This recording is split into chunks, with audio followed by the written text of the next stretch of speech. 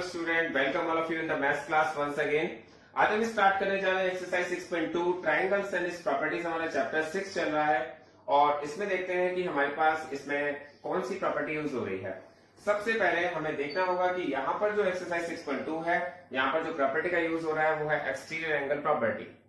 Exterior angle properties के बारे में हम सबसे पहले यहाँ सीखेंगे, उसके बाद हम इसको करेंगे, क्योंकि जब तक हमारा बेसिक क्लियर नहीं होता तब तक हमें एक्सरसाइज बहुत ही टफ लगेगी। अगर हमने बेसिक को बहुत अच्छी तरह समझ लिया और क्लियर कर लिया तो आप चुटकी बजा के क्वेश्चंस को सॉल्व कर सकते हैं। ये बहुत ही इजी एक्सरसाइज है, आप इसको बिल्कुल टेंशन नहीं लीजिएगा। मैं आपको कराता हूँ एक्सटीरियर एंगल प्रॉपर्टी होती क्या है। सबसे पहले समझते हैं एक्सटीरियर का मीनिंग क्या होता है। आप देखिए, जैसे मैंने एक ट्राइंगल लिया हुआ है, यहाँ पर जो ट्राइंगल है वो यहाँ पर जो ट्राइंगल है इसमें जो एंगल ए है या एंगल बी है या एंगल सी है, ये सभी एंगल्स कैसे हैं? ये सभी एंगल्स इंटीरियर हैं। इंटीरियर क्यों कहा मैंने? क्योंकि इंटीरियर का मतलब होता है ट्राइंगल के अंदर बने हुए एंगल्स हैं। बट सपोज मैं अगर इसका एक साइड को एक्सटेंड कर देता हूं और एक साइड को एक्सटेंड मैंने कहां तक किया है? टी तक किया है, तो यहां पर एक बाहर की तरफ एक एंगल बन जाता है। बाहर की तरफ एक एंगल बन जाता है और इस एंगल को हम क्या कहेंगे? Exterior angle. एक्सटीरियर हमने ऐसे क्यों कहा है? क्योंकि ये ट्राइंगल के आउटसाइड बना हुआ है।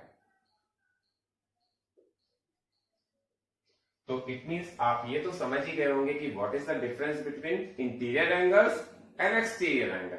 इंटीरियर एंगल वो एंगल होते हैं जो ट्राइंगल के अंदर होते हैं और जो एक्सटीरियर एंगल होते हैं वो ट्राइंगल के बाहर होते हैं।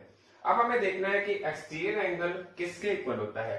तो आपके पास जो डेफिनेशन है उसमें लिखा हुआ है exterior angle is equal to the sum of its interior opposite angles. Exterior angle अपने इंटीरियर अपोजिट एंगल्स के सम के इक्वल होता है। इट मींस अगर मेरे पास ये एंगल ACD है, ACD अगर ये एंगल है जिसका नाम है ACD, तो ये किसके इक्वल होगा? Angle A and angle B। ऐसा मैंने क्यों कहा? क्योंकि डेफिनेशन में दिया गया है कि एक्सटीरियर एंगल अपने इंटीरियर अपोजिट एंगल्स के सम के इक्वल होता है। वो अपने एडजेसेंट एंगल के इक्वल नहीं होता, वो किसके इक्वल होता है? अपने इंटीरियर अपोजिट एंगल्स के सम के इक्वल होता है। तो इस एंगल का अपोजिट एंगल कौन से हैं? ए और बी। यहाँ पर कुछ और एग्जांपल्स लिए हैं जिससे आप एक्सटीरियर एंगल प्रॉपर्टी आपकी बहुत ही क्लियर हो जानी चाहिए। बहुत ही सिंपल प्रॉपर्टी है।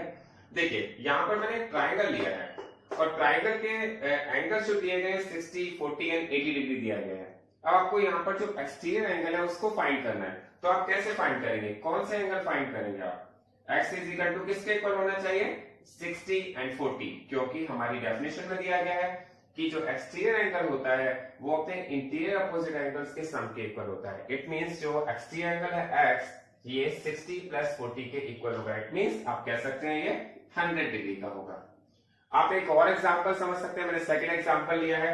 यहाँ पर ये क्या बना हुआ है? Exterior angle. क्यों है एक्सटीरियर? क्योंकि ये ट्राइंगल के आउटसाइड है। ये किसके इक्वल होना चाहिए? इसका 40 से कोई मतलब नहीं है, ये 40 से बात नहीं करता है, इसके 40 से रिलेशन अच्छे नहीं है। तो ये किससे बात करता है? 60 एंड 80, मतलब अपने इंटीरियर अपोजिट एंगल्स।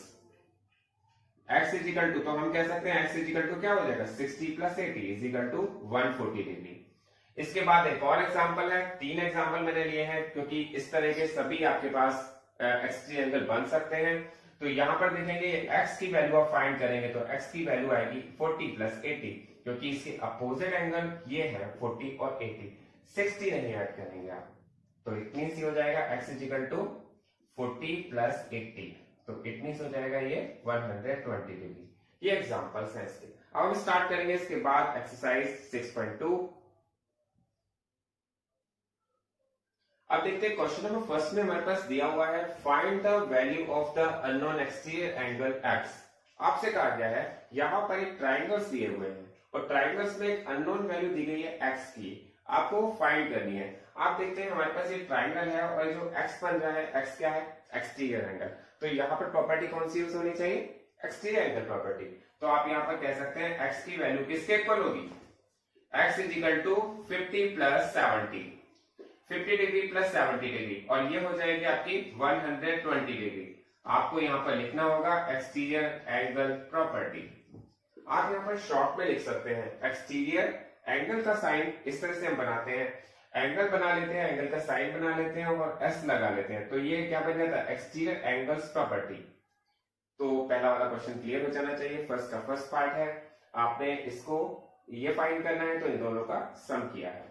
अब आपको सेकंड क्वेश्चन में देखना है। सेकंड क्वेश्चन में क्या कहा गया है, इसमें कहा गया है ये x की वैल्यू फाइंड कीजिए, और यहाँ पर ये x क्या है, एक्सटीरियर एंगल। तो यहाँ पर हम क्या करेंगे, x की वैल्यू फाइंड करने के लिए आप दोनों का सम करेंगे।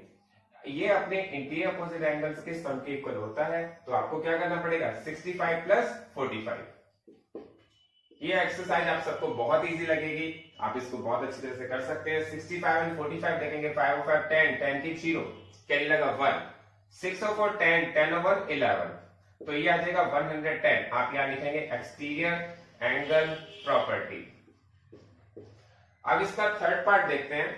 थर्ड पार्ट में आपके पास यहाँ पर x की वैल्यू आपको फाइंड करनी है, और फिर सेम वही बात आ रही है कि x यहाँ पर भी एक एक्सटीरियर एंगल है, और एक्सटीरियर एंगल जब फाइंड करना होता है तो वो अपने इंटीरियर अपोजिट एंगल्स के सम के इक्वल होता है। इट मींस x के सामने जो इंटीरियर अपोजिट एंगल्स हैं वो कौन कौन से हैं, 30 प्लस 40। आप इन दोनों को ऐड करेंगे तो आ जाएगा 70 डिग्री, और यहाँ पर प्रॉपर्टी जो यूज हुई है वो हुई है एक्सटीरियर एंगल प्रॉपर्टी। तो आपके 1 2 3 तीनों पार्ट्स यहाँ पर बहुत इजीली हो गए हैं। इसके बाद आप फोर्थ पार्ट देखते हैं। फोर्थ पार्ट में भी एक्सटीरियर एंगल फाइंड करने को कहा गया है, तो आप क्या करेंगे, 60 प्लस 60, क्योंकि एक्सटीरियर एंगल अपने इंटीरियर अपोजिट एंगल्स के सम के इक्वल होता है, तो आप कह सकते हैं ये हो जाएगा 120 डिग्री, और यहां पर भी कह सकते हैं आपने यूज की है एक्सटीरियर एंगल प्रॉपर्टी।